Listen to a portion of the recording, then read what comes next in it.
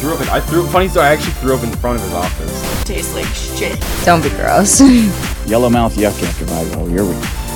Yuck. Oh yeah, absolutely.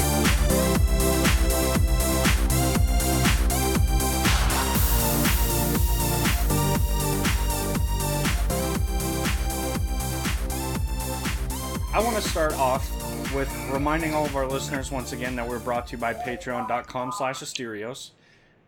Yay! And when you go and give him money for bonus content, let him know that some yellowmouth yuck named Nathan sent you there.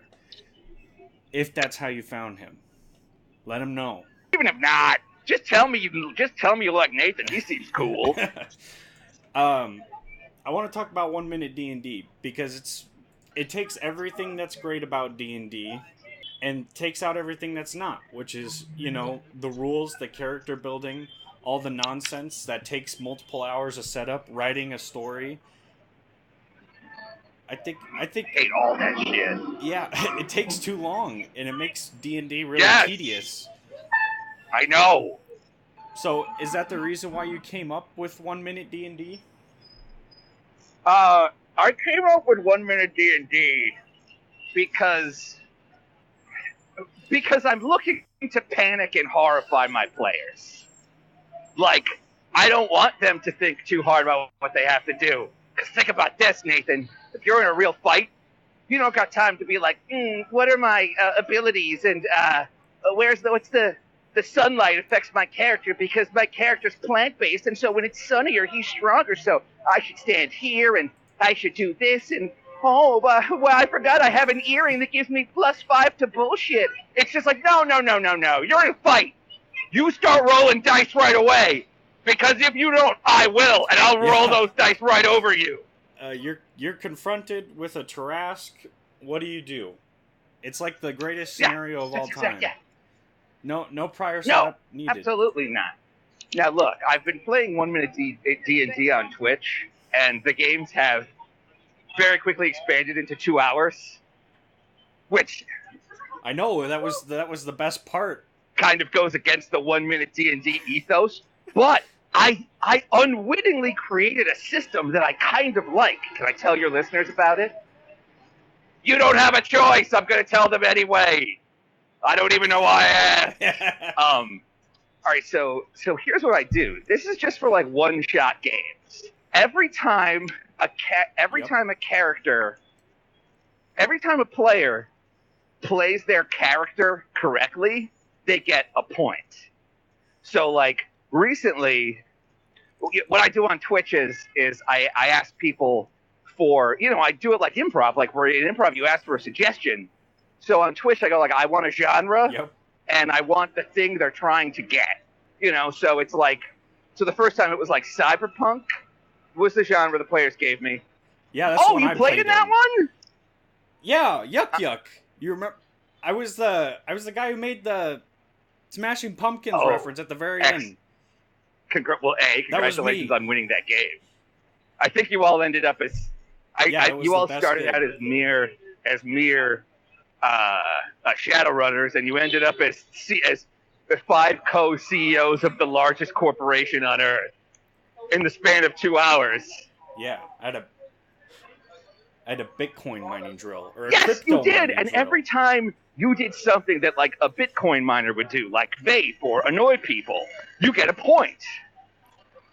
And then those points are added to all of your rolls. So, like, at the beginning of the game, all you have is a D20. But by the end of the game, if you've played your character properly, like recently, we played a Cthulhu Lovecraftian style game, and there was this dude who was so poor that he only had a barrel, like classic 1920s Pobo barrel. But he kept using that barrel for hilarious stuff. Like he would roll people over with the barrel. The moment they killed an enemy, he would try to rob the enemy, even if the enemy was like a screaming, deformed corpse. It's like, that thing doesn't have a wallet on it. But he's also a hobo, so of course he's going to search the thing's lack of pockets. And so. Yeah. And by the end of the game, this guy's getting +8 to all his rolls. Literally. Yeah, He's a barrel. exactly. I Yes. I DM'd a Skyrim-based campaign, and none of my friends liked it, so they all started goofing off, and he's like, alright, this barrel is my weapon for the rest of the game. And he was a sorcerer that had mending, and so he'd just roll into people with his barrel, and if it broke, Excellent. he mended it, and he would just roll at people, and have him be thrown at people. Excellent. It was the funnest game I've ever played. Yeah, Yet, that's the I thing. felt so ignored. But that's Yes, why 1 minute D&D is great. You can't get mad at your players for ignoring your lack of story because they came up with it. They're shaping it. Yeah, like with 1 minute D&D is completely improvised. So like I don't need to I don't need to put the player on rails, so to speak, to be like, my precious story. Oh, I have all these twists. No, we need to honor my story because like there is none. If you have that, then you should probably just write a book. That's the census I've come to as being a dungeon master. Yeah, exactly. Write the comic book that you like.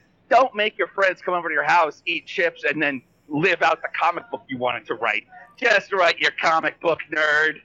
And so, speaking of Twitch, because we were emailing before, and you wanted me to edit some Twitch comp together for you from the past streams. If you don't mind. No, I'm going to. Okay, thank you. I wanted to pitch the idea to you. I'm listening. The theme is the many voices of Asterios Kokkinos. I love the last part. And the first part. I love the whole thing. And so I'll set it to Hall of the Mountain King. In the beginning, it's like really mellow. And as we get into some kind of like the 1 minute D&D voices, when you're just yelling and moving, when it's you've heard Hall of the Mountain King, right? Yes. Okay. You know what I'm talking about. It's kind of a cheap trick, but it's always funny. There's a lot of people that edit funny stuff to that song. That was just something that came to my mind. You know what else is kind of a cheap trick? The music of Cheap Trick. Have you also considered using Surrender? You know what? Which you'll remember is the song that we sang at the end of your D&D campaign. Yes, yes. Surrender, surrender, and don't give yourself away. By the way, what were you drinking that day? Because I swore I saw you grab coffee and just dump chocolate candy into it. Just straight I probably did. Reese's Pieces. I don't remember doing that, but I'm sure I did it. Okay. It was funny because I was sitting around with my friends. We were just wrapping up a hangout. And I'm watching your stream and you just come out wearing a robe and they're like, what are you watching? And you're just dumping candy into your coffee mug wearing a robe. It's so funny. Yeah, look, let me tell you what's great about candy coffee. Slow time released sugar. Because there's the thing, you put a spoonful of sugar or two in there, it never all melts. It never does. You know it don't. And that's the bottom just a lie. is gross, and the texture's not good. The bottom is gross. It's disgusting. But you put M&Ms in the bottom of your coffee, and it is slowly dosing you with time-released sugar. Oh, yeah. So every taste is as sweet as the next. Or sweeter.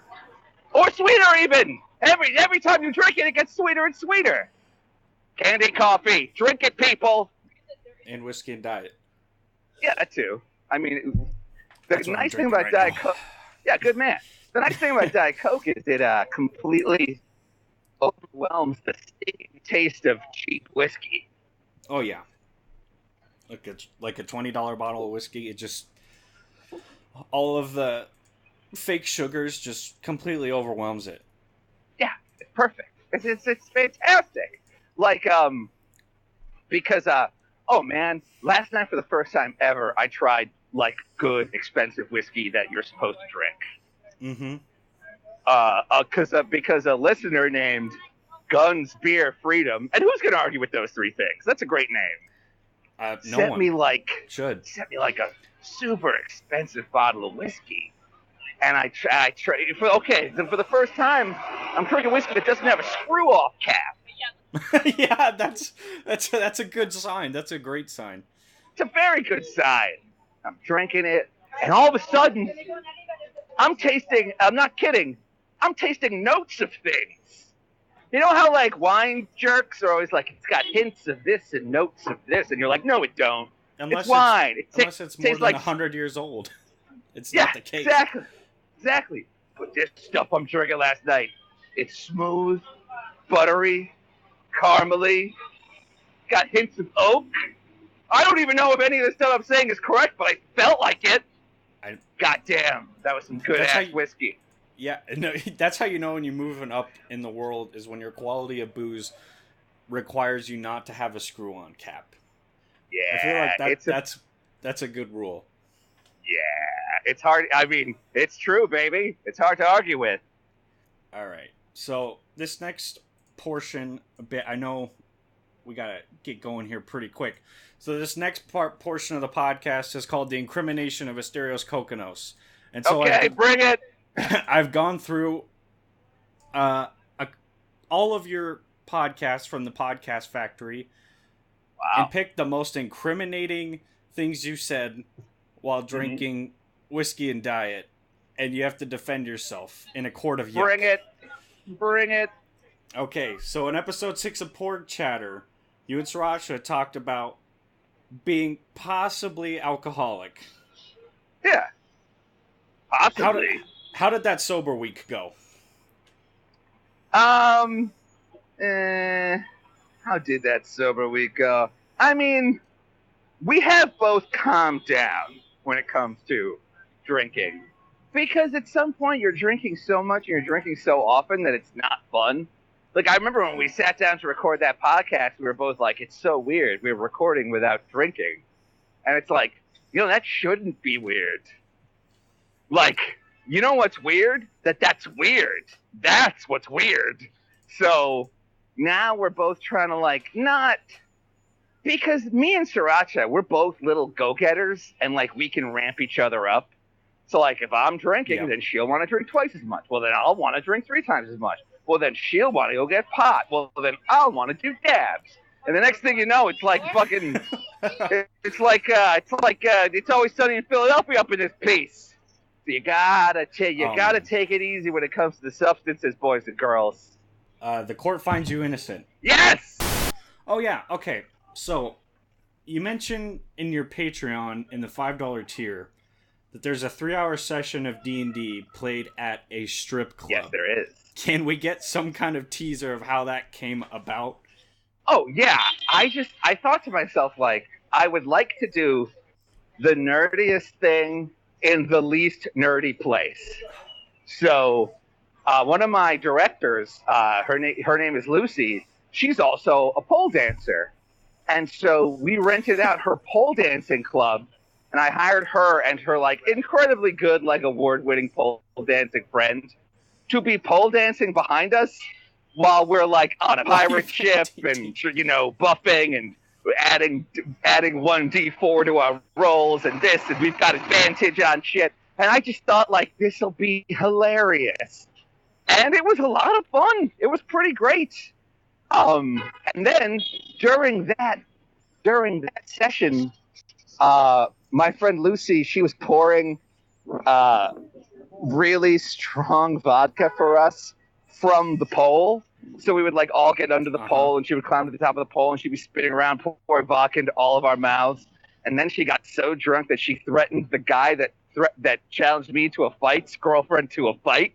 So if you go on YouTube and if you look up Lucy challenges cat girl to a fight, you'll see, like, a 90-pound stripper just screaming about how she wants to beat the hell out of somebody in the octagon. Because she wanted to do an MMA style. Is that War of the Fanboys' old chick? Yes.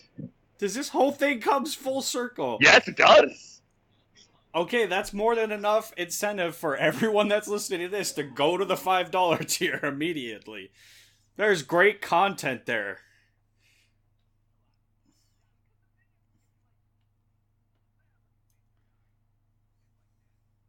To give me even $1 a month, I want to make it so goddamn worth it for them. Because I'm super poor. I know what $1 a month is, and it's not like fuck. It's not like that's a lot, you know. Especially when most content is free. Like most podcasts are free, YouTube is free, Twitch is free, all that shit. So like, if someone's gonna help me out, I want to help them out. I want them to see Strip Club D&D.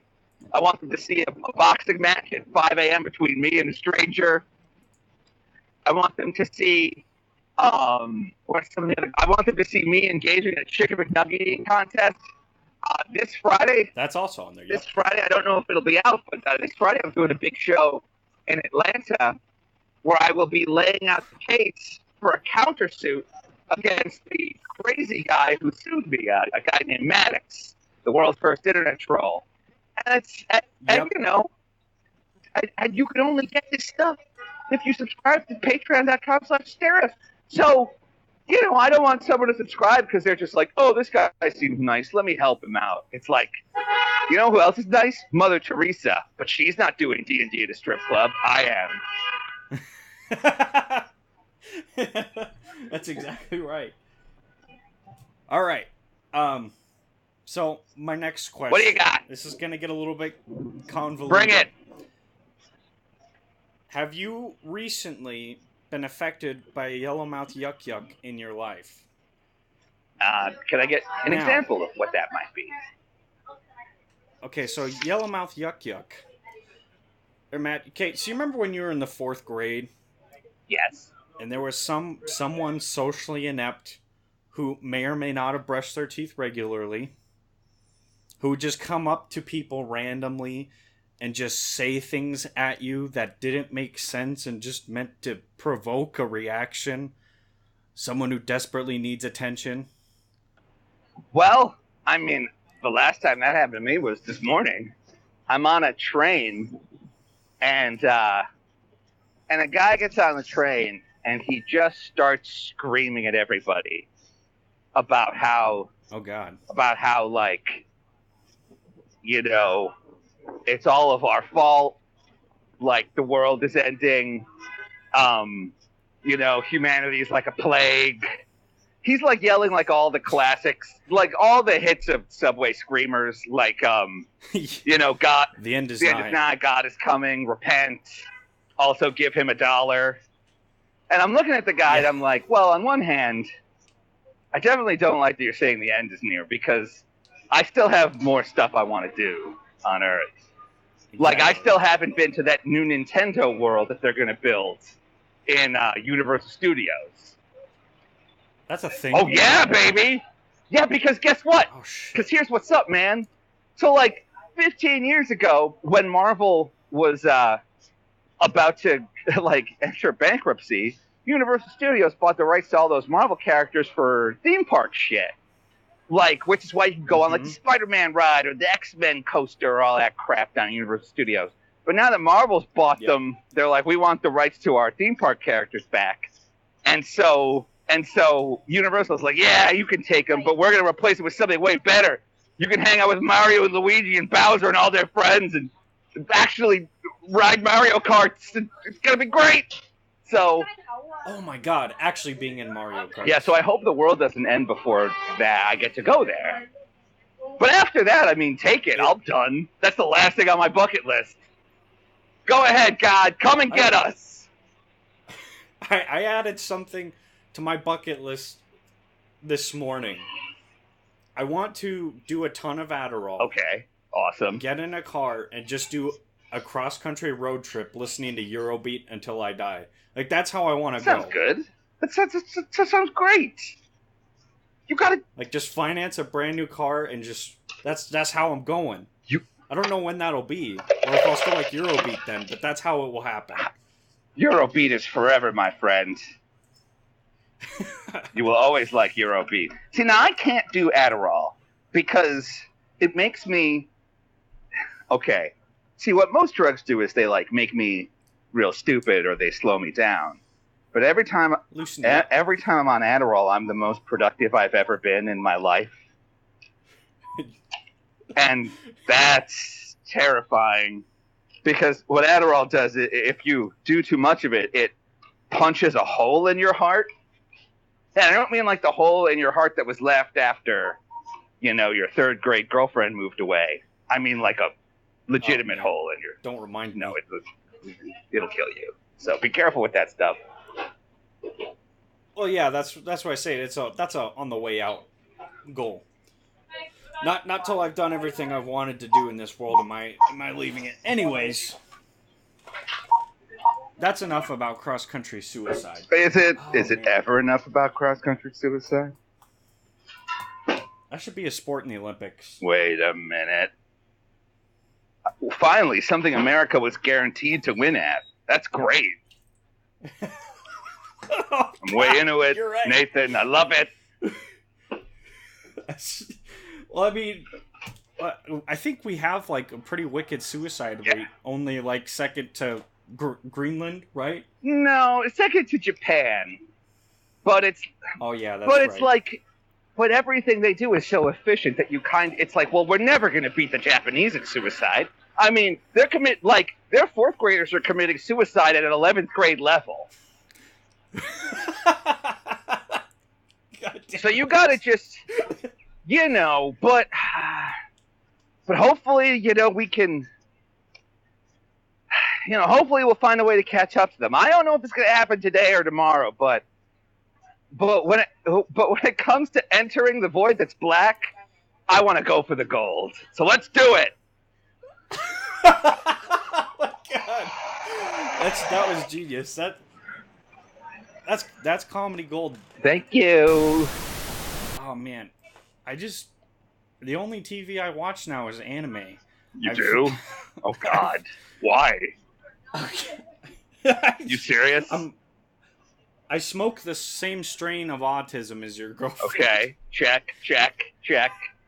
This conversation makes a lot more sense now. Okay, tell me about some of these cartoons that you watch, and then I'll make fun of you. Okay. Bring it. So, my favorite anime is JoJo's Bizarre Adventure. Okay. I recommended to you on Twitter a long time ago, and you said probably never gonna get to it. But thank you. Yeah, look, I watched 3 episodes of it, and there's some blonde-headed twerp who literally cooks the hero's dog, and then steals the hero's first kiss and all this shit. I'm watching these episodes, and it's just like this one blonde twerp is making the hero's life worse and worse. And I'm like, this isn't a way to relax. You watch Bob's Burgers. That's exactly at the 20-minute mark. Everything's a-okay. That's what I'm looking for. But that's not what I look for in TV anymore. I want a story with a beginning, a middle, and an end. I don't want to watch Naruto or Bleach where it has 5,000 episodes and this percentage of them is filler and you only really have to watch. No. I just want to watch a good story that has a beginning, a middle, and an end, and a couple sequels that also have a beginning, a middle, and an end. That's called storytelling. That's what makes it good. Yeah, look, I completely agree with you. I hate it when some of these cartoons are essentially having another relationship. Where, you gotta watch it every day, you gotta read it, you gotta know when it's coming back, this, cliffhanger, that. It's oh my God, shut up. I remember one time when I was a kid, I'm watching Dragon Ball Z, and one time, fucking Krillin spends a whole week powering up a Destructo disc. And then he throws the disc at a guy, and the guy ducks. And I remember watching it, I'm like, that's my whole week is gone! I woke up every morning at 7 a.m. to watch this on WPIX 11! What do you mean he missed? I waited a week to get fucked by Krillin. Again. Yep. That's exactly... I hate Dragon Ball. Exactly right. Or they'll be we're going to power up this big Kamehameha for 6 months. And then it's going to hit a guy, and then there'll be a big cloud. And you'll think the guy's dead, but they'll be what? He's still alive. He's not. Yeah, and it's just oh, Jesus fucking Christ. Somebody kill somebody already? I'm trying to watch cartoons here. See, that's the thing I love about JoJo. Asterios, I liked this show so much that I have a tattoo. Because all of that... So you know how... oh, you didn't get that far. You're only 3 episodes in. So spoiler alert. After the first season, the next season is about that kid's grandson. Great. And so each one of the following seasons is about the next generation or the next generation of JoJo. Okay. But the thing they all have in common is they have a star-shaped birthmark on the back of their neck. Okay. And I have a tattoo of a star-shaped birthmark on the back of my neck. Ah, yes. You have So you have an anime tattoo. Now, do you have a girlfriend? Yeah. Not. Maybe you should spend a little more time on that. Less time trying to join the JoJo family of tattoo boys. More time joining the Kokkinos family of dating cute cuties. The Kokkinos family. Exactly. I've got a birthmark. It's called self-respect.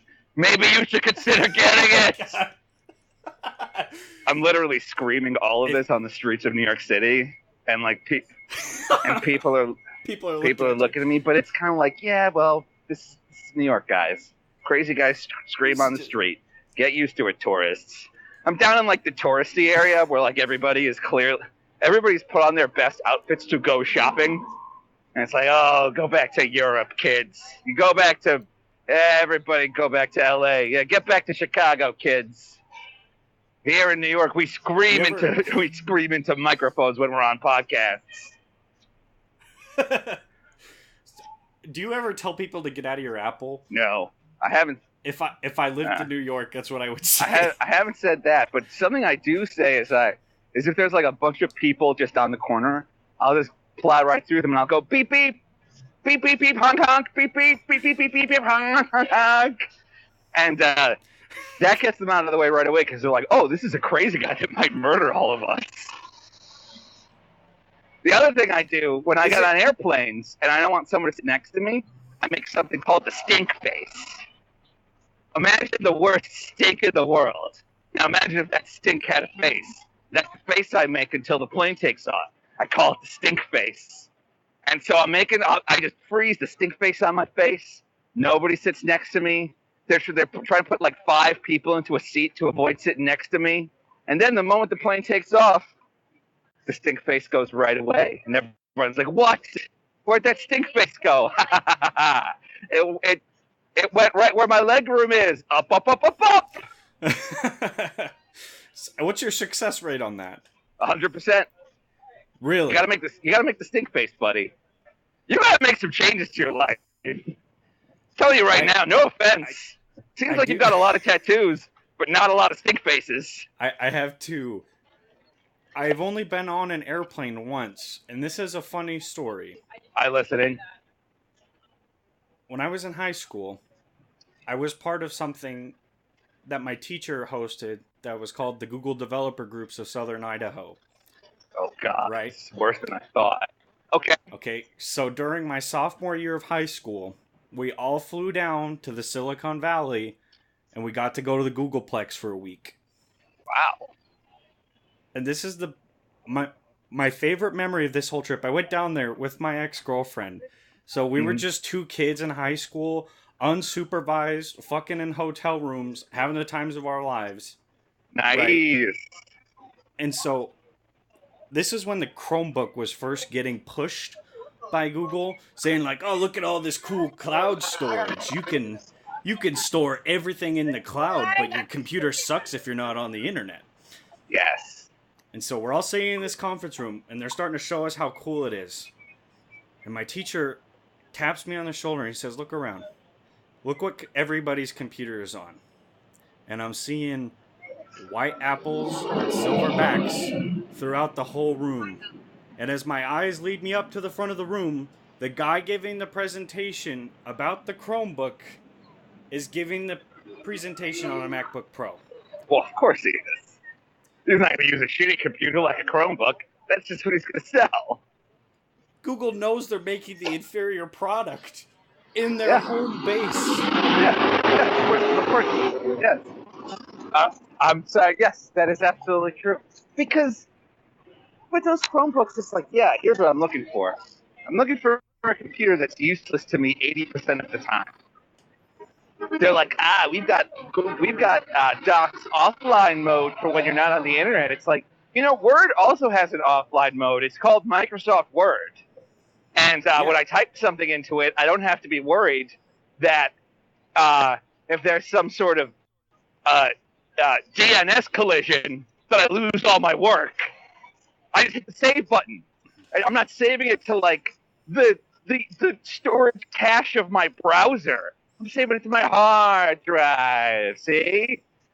I remember those fucking Chromebooks. What a goddamn disaster. And like, you always had that one nerdy friend who was trying to push the Chromebook on everybody. And it's like, yeah. Yeah, and they're always like, "Oh, it's only $200." It's like, yes, because a regular computer costs $800. This costs $200 because you're only getting a quarter of a computer when you buy it. Yeah, you're missing half the parts of a computer. Yes, exactly. Yeah, don't buy it. And now, like, aren't Chromebooks as dead as Google Wave? Like, haven't they just kind of given up? What the fuck is Google Wave? Exactly, Google Wave. Look it up on Google. Okay. Hold on. Google Wave. Boop. Status of Google Wave. Apache Wave. What is this? Okay, Wikipedia says Google Wave is an internet application made by Google. Google describes Wave as an application which lets you communicate and collaborate in real time. Oh, so this is just cloud9.io, but I'm guessing shitty. Yep. Goddamn right it is. I remember, like, when Google Wave came out, they were like, this is a way for people to collaborate on projects. And don't start a new Word document. You start a new wave, and then you add people to the wave, and then everyone's riding the wave. So this is like the precursor to Docs, too. Yep. That's some history. Yeah, and I remember like trying Google Wave for 5 minutes and being like, "Hey, instead of this, what if I did some work in a Word document and then emailed it to my friend, and he did some work on it, and then he emailed it back instead of like trying to teach my friend how to surf a Google Wave." And so Google Wave went away real fast. Remember Google Plus? Yep, I'm still on it. YouTube makes you. Yeah, you want to update your banner? That's too bad. You have to do it via Google Plus. I'm still relevant. Yeah, just out of complete spite. Because there was a YouTube before there was a Google Plus. So clearly, they had a way for this to work before. But they're just like, no, it's Google Plus is so embedded in it. Bullshit. Just go to the Google Plus folder and hit delete, and I bet everything will work just fine. Google. Speaking of dead Google products, you remember Google Glass? Yes. So after we went to that developer summit, they all put us in like this group chat of all the Google developer groups across the United States. And they were talking about Glass in there before it was announced to the public. And so to keep our class quiet about it, they sent us a pair, and we got to mess with them. And it was only fun for like a week. Who doesn't want a $1,000 computer that can fall off your face? Answer, America. Yeah, America. I fucking remember Google Glass. I remember like, for a while bars were like no Google Glass because they were afraid that like people would be secretly videotaping everything with their Google Glass. And do you remember? Be a glass hole. Yes, exactly. That was the slogan. For a moment, they made like Google Glass porn, where it was like, because it was like a porn star would put on Google Glass and then have sex and you watch it, and you can watch it on your Google Glass, and it's like, oh, I'm having sex. I was too young. I missed out. Oh, yep. Sorry, buddy. Yeah, a lot of this shit. And then a couple of years ago, Snapchat tried again with spectacles. And it's like, hey guys, I don't care who's making it or how well you think you're designing it. Wearing a big camera on your face looks like shit. It just does. I'm sorry. You're better off getting a GoPro and just duct taping it to a helmet and then walking everywhere with that. At least everyone knows you have a camera on your face then. Yeah, or do what Homer Simpson did when he was looking to pull a sting operation in a poo. Get a 10-gallon hat and put a camera in it. Yeah. It's as simple as that. Yes, exactly. Yeah, a lot of people want me to try all this, but I'm not trying shit. I'm not doing it. I'm not doing it. Boomers for life. Yep. What the hell is a Zoomer? I keep hearing about boomers and Zoomers.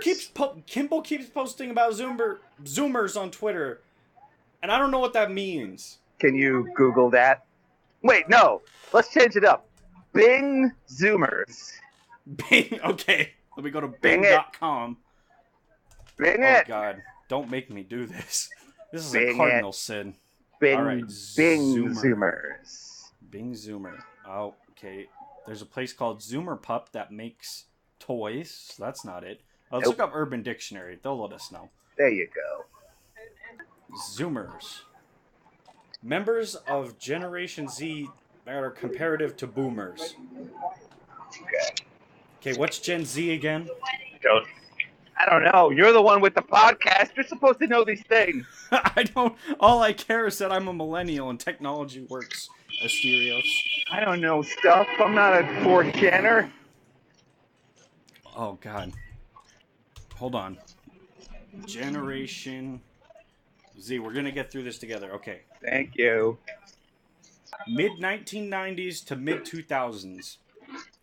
So 1995 to 2005. That would make me a Zoomer. Okay. Yeah, I don't know why that's funny, but people keep saying Zoomer. I guess Zoomers are supposed to be... people who are like... Like, I saw this cartoon that was like, man, all these kids and their Fortnite. Back in my day, we played Minecraft. And it's like, that's what a Zoomer is. A guy who's nostalgic for 10 years ago. Minecraft had a future, and then little kids started playing it, and I don't know, and it made it profitable on YouTube, and a lot of things changed. Yep. And then Microsoft bought it, ruined it. I assume. Is now owned by Microsoft. I mean, I never played it, cause I'm playing Minecraft, and I'm like, okay, I want a gun, and they're like, oh, well, if you want a gun, you have to get 40 different things and smelt them together. And it's like, or I could play Wolfenstein where I start with a gun. It seems like a lot of these games really cut out the middleman when it comes to getting cool things and then doing cool things. And then I build a house, and it's like every night these things will come and destroy your house. And it's like, I can destroy my own work. Thank you very much. Like, yeah, I don't need to waste my time with you. Yeah, I can destroy my own work with drug and alcohol abuse. You don't need to create a race of creatures that will destroy my house. I'm doing a very good job of destroying my house by not cleaning it. I have a new question. Yes? How do you feel about Jordan Peterson?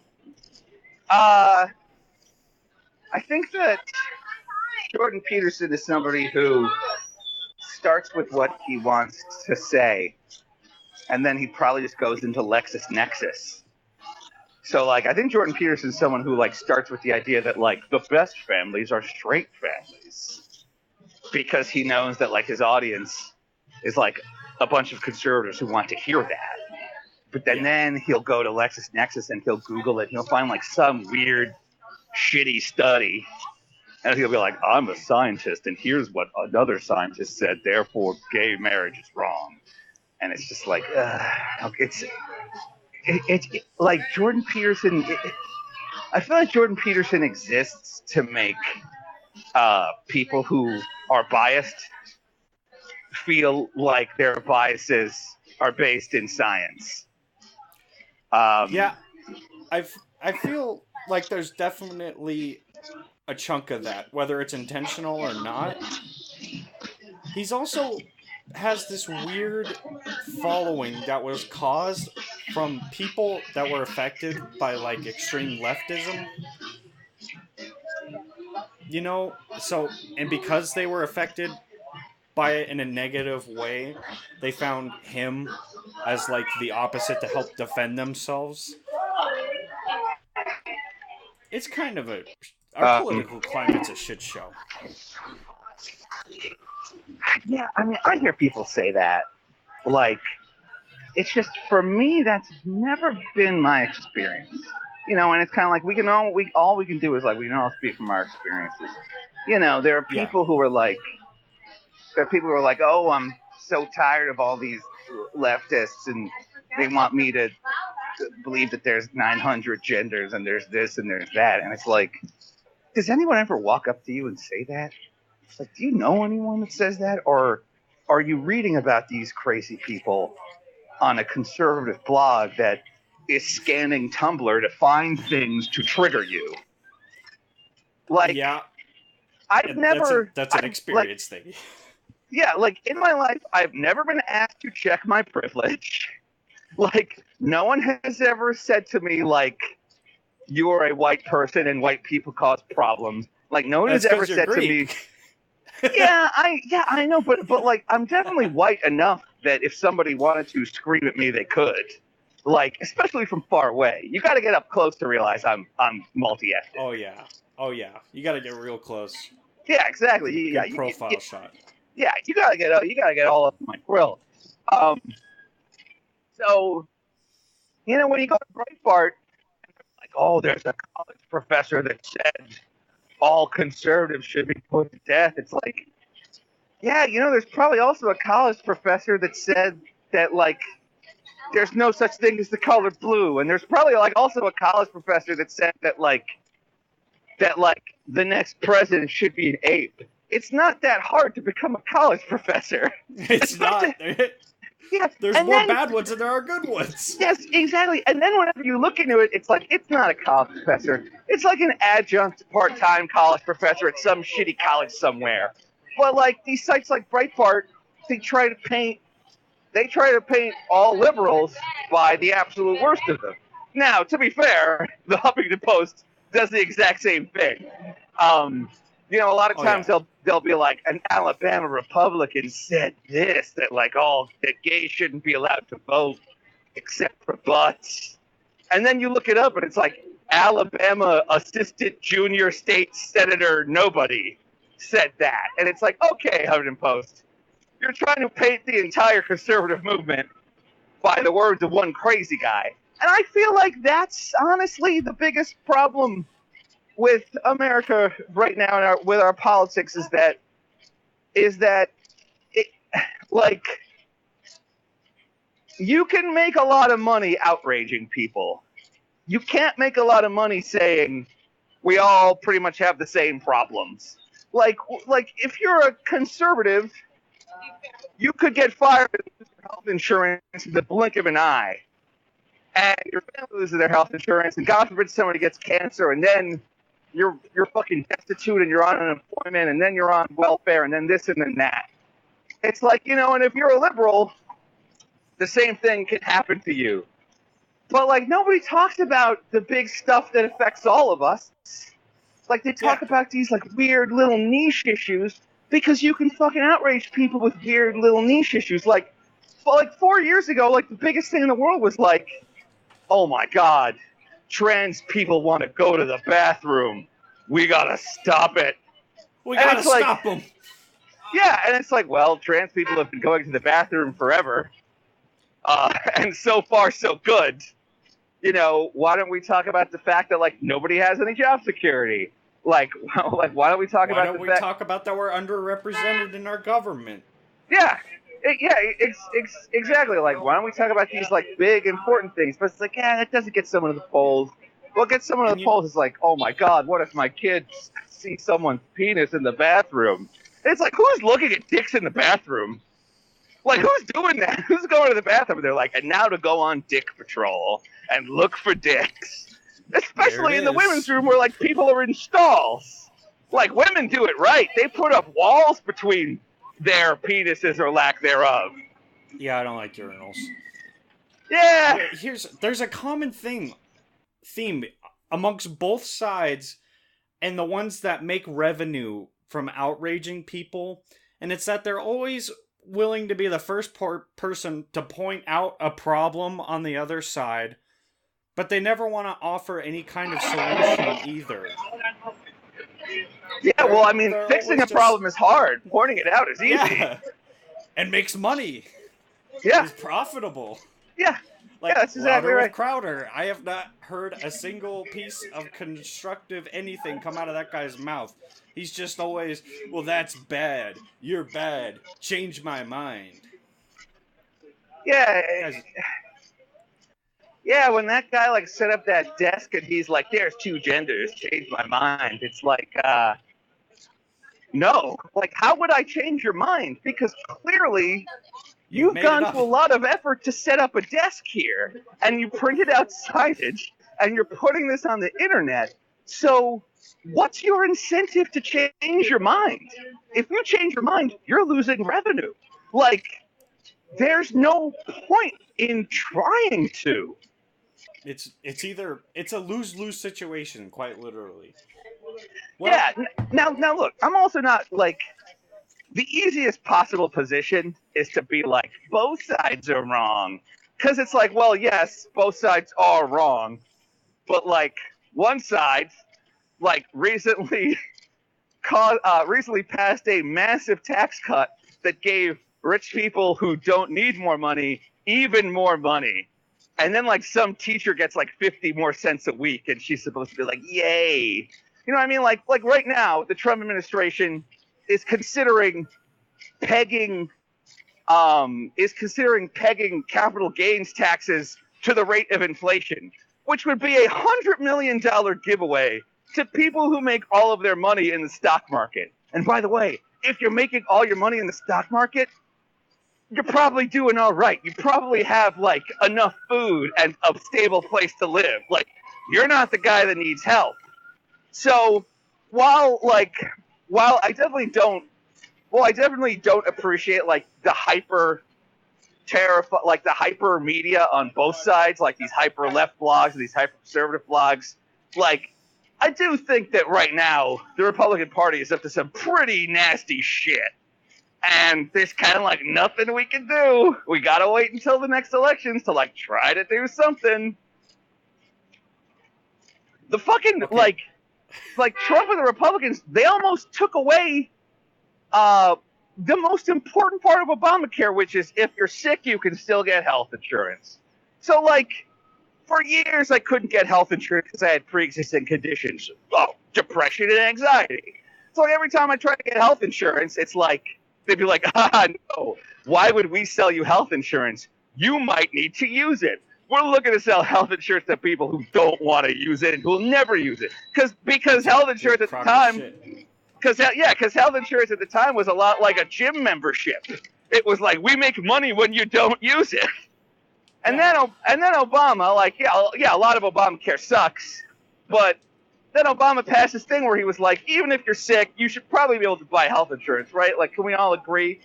And the only reason Trump and the Senate Republicans didn't spike that shit was because John McCain came back from his brain tumor surgery to vote against it.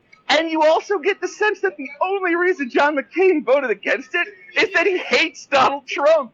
Like, it wasn't even like John McCain is super duper on the side of poor people who need health care. He was just like, this guy made fun of the fact that I was in a Vietnamese jail, so fuck him. Yeah, I'm coming back out of the almost grave. Yes. So, like, literally the only thing that saved poor sick people's ability to get health insurance is the fact that John McCain was feeling particularly spiteful that day. Hey, do it for spite. That's the company motto. It's the only reason to do anything. Yeah. How many interns do you have now? Oh, at least 25, and growing by the day. And at my Atlanta show, I'm going to be handing out free shares of stock in Spite Incorporated. Oh, I'm gonna miss that. Oh God. I know. Right. You gotta go. Book your tickets. Everyone else go. I'm stuck in Idaho for the meantime. We need a road rage Boise. I'll do it. You find some fucking college because colleges have a lot of money because they're also huge ripoffs. Speaking of people who rip you off, college. Yeah. So, which is where all the liberals live. So, like, go to whatever college you went to and tell them that there's this comedian named Asterios Kokkinos and that he wants to do comedy here and that we should pay to fly him here. Do it. I'm gonna actually look into that. Do it. Because I know a lot of people. It wouldn't be in Boise, it'd be in Twin, where I live. It's fine. Which is a little bit farther down, but it's perfect too because it's also the crossroads of all of the Las Vegas interstates, all the Salt Lake, Utah interstates, all the Colorado interstates, all the Oregon ones. Like, everyone could get to Twin within 5 hours from any of those places. I love Twins. Let's do it. Okay, I'm going to look into it. So, to end today's game show, you successfully earned $10 towards your Patreon every month with the bonus resub next time you stream Monday night. God bless you. Wow, this is the first time I've gone on a podcast and there's been tangible results. Thank you. Yeah. I appreciate Thank you that. for coming on and talking to me. I'm a little bit too drunk. No, I mean, look. I need to stop this. And look, I'm looking for the cheapest bar I can find right now. I just walked by a place and they were like, beer, $5. And I'm like, I can go lower. I can go lower. I can go lower. I know. I love the way you think so much. That's me, baby. Here, I gotta be Greek somewhere. Yes, you do. I'll get a last bit of advice. What you gotta do, boys and girls, remember, like, people who try to look like they're rich end up poor. You go to a bar, and you go to the bartender. What beer has the highest alcohol content to the lowest cost? And the bartender, he'll know. Because your bartender's probably an alcoholic too. So he'll tell you. You walk into a liquor store and you go, I'm looking for your biggest, cheapest, best bottle of whiskey, please. They'll know where it is. Every time I do this, I always get something good. So think about it, folks. Give it a shot. That's where I learned about White Horse whiskey. That's where I learned about Old Granddad whiskey. All the best whiskeys. And there's lots more. Just $20 bottles of liquor. They're all good. Do it. Drink it. them. All produces the same effect. It all looks the same going out. You're fine. You'll be fine. You'll be fine. All right, Asterios. It was great talking to you. Thanks for having me on. Yeah, thank you. Ladies and gentlemen, that was Yucking It Up with Asterios Kokkinos. Go to his Patreon. Go there. Go to the Asterios Kokkinos. Do it. Go to Asterios Podcast. He loves it. Go to AsteriosPodcast.com. Do it. I love you all. Go to Twitch TV/Asterios also. I think that's all of them, right? That sounds right. All right, Asterios. I'll let you go. Go find a bar and have a good rest of your Tuesday, sir. Peace. Funny story, I actually threw up in front of his office. Tastes like shit. Don't be gross. Yellowmouth yucking provided all your week. Yuck. Oh, yeah, absolutely. Thank you, all of you listeners, you beautiful people. Means the world to me. The Yuck Productions podcast is available on Google Play, Spotify, YouTube, SoundCloud. I'm not sure what the iTunes situation is quite yet, but if you like the show, you want to be on the show, you got something cool to talk about, or you just want to tell me I'm doing a good job, tell me I'm doing a bad job, call me an idiot, you can reach out to me via Twitter at XXNBEATXX or email at yuckyuckproductions@gmail.com. Something new we're doing also is we have a Patreon now. There's a whole nother part of this podcast that was done the day before. Asterios called in on a train, and it was the worst audio quality in the world, so I'm having to put a lot of extra work to kind of rebuild it a little bit. And so I'll be releasing bits on there every now and again when I get them done. And our first bonus episode on our Patreon is with Asterios' girlfriend, Sriracha. She's super funny, super beautiful girl. Those are both available for the $1 tier. And then that awesome riff track, that's the intro, outro. You can actually get your voice calling someone that, or calling me that, whatever you want to do, as long as it's not too crazy. I will add you to that with the $5 tier. Once again, thank you guys so much for listening. Follow us on wherever you listen to podcasts. See you next Tuesday.